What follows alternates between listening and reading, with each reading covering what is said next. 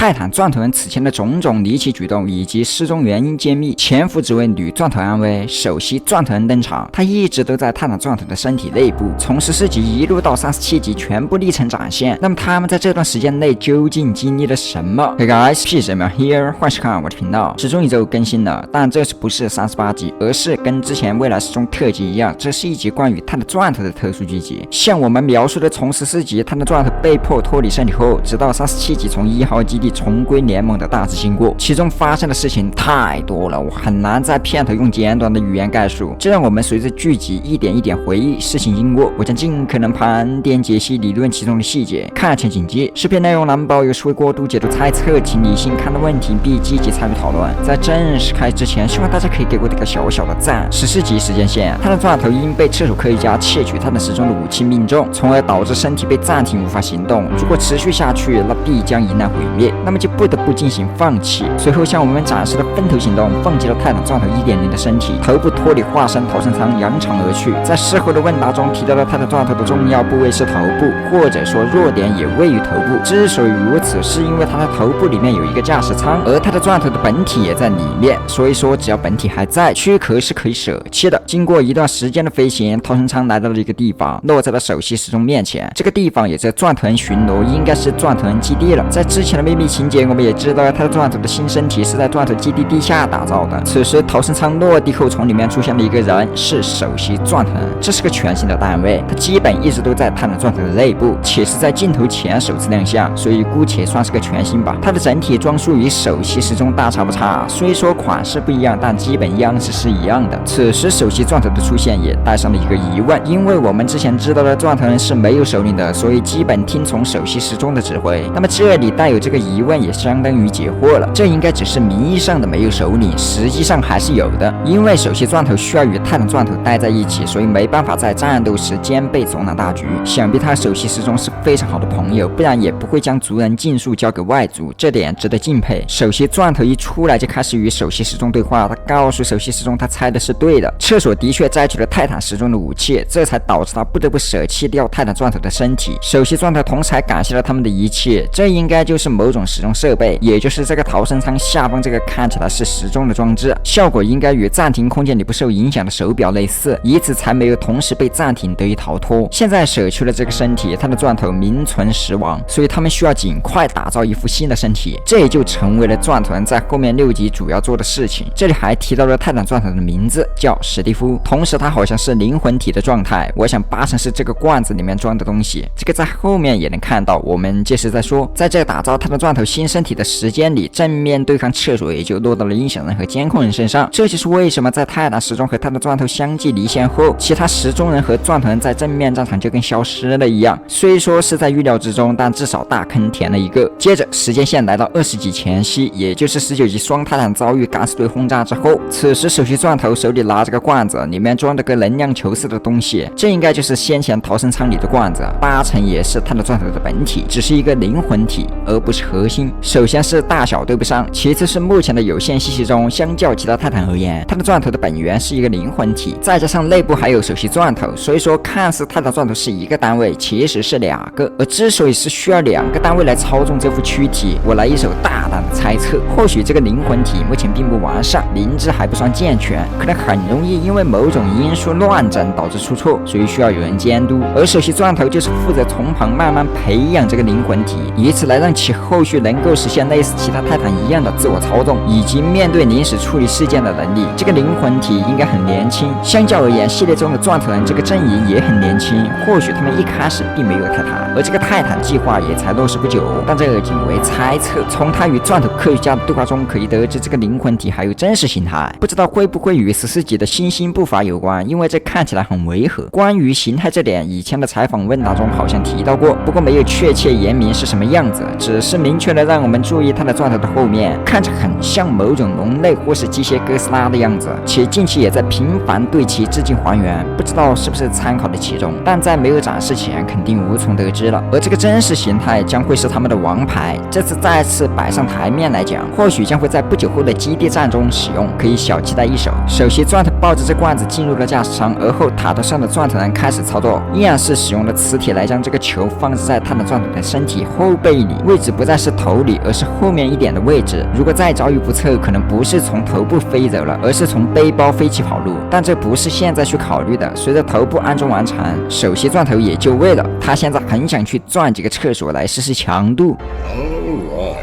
Let's drill some toilets. 不过在此之前，我想对他说的是，能不能系好安全带呢？随后他的钻头开机点亮，可以看到它的核心位置内部充满了与这个灵魂体一致光源，说明这个灵魂体已经融入了。在开启后驱使他的钻头有了意识，从而可以行动。他也顺利在20级重磅回归。时间线来到23级，也就是钻头基地覆灭前夕。此时位于时钟基地的单位军事收到了一则内容为所有人守卫时钟基地的消息，让他们来到这里抵御厕所的进攻。但当三塔坦都因为这个消息赶来时，并没有发生这消息中的事情，都被骗了。而之所以被骗，在后续我们已经知道的是，阿尔法通过黑客所为调虎离山了他们进攻的真正目标，那就是钻头基地。但此时来到这的泰坦们一头雾水，首席钻头不得不联系首席时钟确认消息。在得知首席时钟并没有发送这条消息后，众人都懵了。但此时持续有警报声响起，排除了时钟基地的原因，这警报声从哪里发来的呢？一股不好的感觉袭来，首席钻头直呼发生煞事了。他赶忙将一侧的平板拿了出来，以此想要发送消息来确认是不是家里出事了。但经过他的操作后，这东西怎么用不了？消息似乎被隔绝了，无法联系到任何人。我想这就跟之前看到危险到来的钻头一样，被黑客阻止了。沉寂片刻后，他渐渐意识到发生了什么，立刻命令回到钻头基地。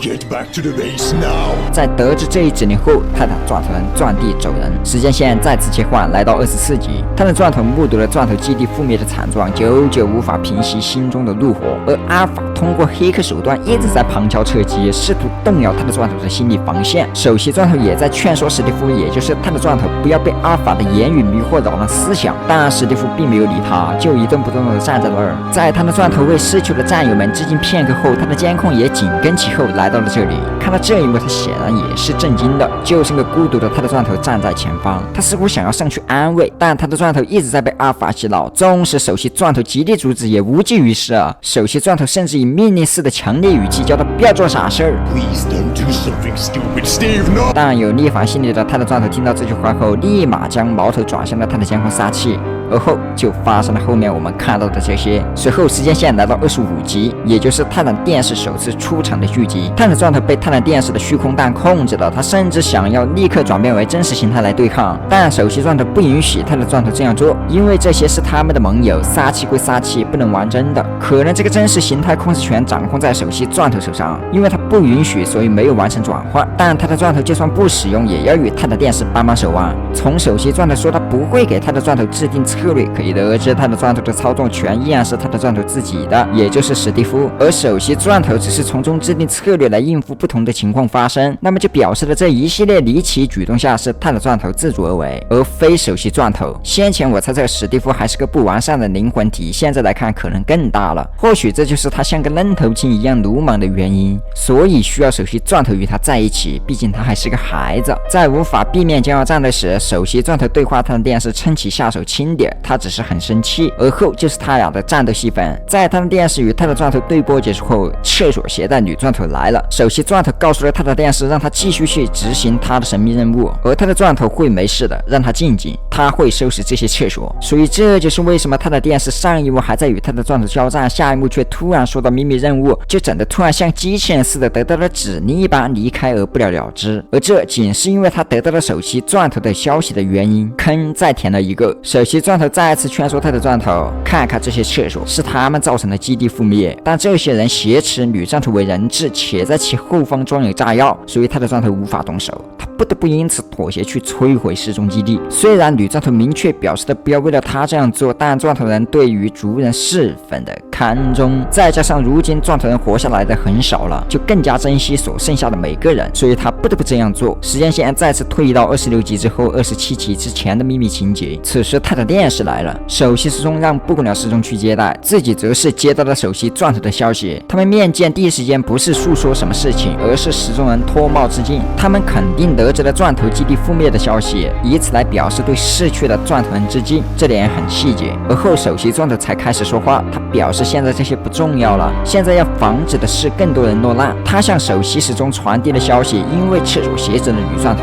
在保证其得到安全之下，他们不得不前来摧毁时钟基地。自己来就是告诉时钟人这个消息，在阿尔法赶到前，需要时钟基地的所有人撤离，首席钻头自己则会让碳的钻头来得慢些。这就是为什么在27集碳的钻头来得慢的原因。从秘密情节中我们可以得知，虽然他的电视此时正位于时钟基地，但他有自己的秘密任务加深，需要协助泰坦时钟的回归，无法留下来保护时钟基地，所以他摘取了时钟部件后就离开了。在得知这个消息后，首席时钟立刻将撤离警报拉响。之后就是27集发生的事情了。时间线再次推移，来到决战前夕，也就是泰坦钻头在28集脱离了阿尔法，于是在29集没有出现在阿尔法的身边，这就是其中的原因。他来到了1号基地，一直在观察着，他需要确保女钻头的安全，以此来让赤手不敢动女钻头。虽说他们想要隔绝女钻头的通讯，但收到了来自首席钻头的警告，如果他们拿掉了女钻头的通讯设备，就会让他的钻头觉得女钻头下线了，那后果肯定是他的钻头会从地底发起攻击，颠覆一切般的攻击1号基地。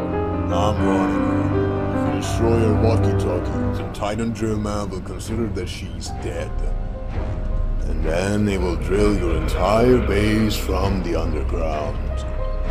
So be careful. 所以权衡之后，他们没有这样做。这就是为什么在精英小队看到女钻头时，他还能发送消息给他的钻头的原因。他的钻头在确保女钻头没问题后，此时的他就像鲨鱼守望待狩猎的船只一样，随时可能因为某种事情而突然发起攻击。这也是27集之后他的钻头就跟消失了一样的原因。想必赤裸是难受的，外面时刻有个巨物在威胁着他们的基地。最后，时间线来到36集之后，他的钻头收到了联盟精英小队营救女钻头的消息。在得知这个消息后，他的钻头重归联盟，将要加入这场战斗。而他的钻头表达开心的方式很简单，就是张嘴见笑。想必我们跟首席钻头一样也抱怨过，为什么他的钻头老是吼叫？好吧，还是闭上嘴的他更好看一些。此时衔接上了37集，他的影响来了。这里是简单向我们表示的一个点，就是为什么他的影响没有一直和他的钻头打下去的原因，是因为首席钻头连线了他的监控，而他的监控上次被他的钻头打得老惨了，所以他一开始也是从旁看戏。不过在收到消息后，还是阻止了这一场闹剧，所以没有继续打下去。没想到的是，首席钻头联系了他，这就跟之前未来始终的特辑一样，讲述了之前部分剧集中因为他的钻头所产生的疑问填补，给了我们很多的答案，也让我们知道了首席钻头的存在。不知道他会不会在未来替代首席时钟成为新任真正领袖？不过在目前来看，显然不会。首先是自始至终首席钻头都与他的钻头在一起，其次是他的钻头还不能像其他泰坦一样独立。不过这点以后再论吧，你也可以将你的想法写在评论区。好了，本期的视频内容到这了，如果你喜欢的话，记得不要忘记点赞关注哦。我是 Peaceman， 我们下个视频再见。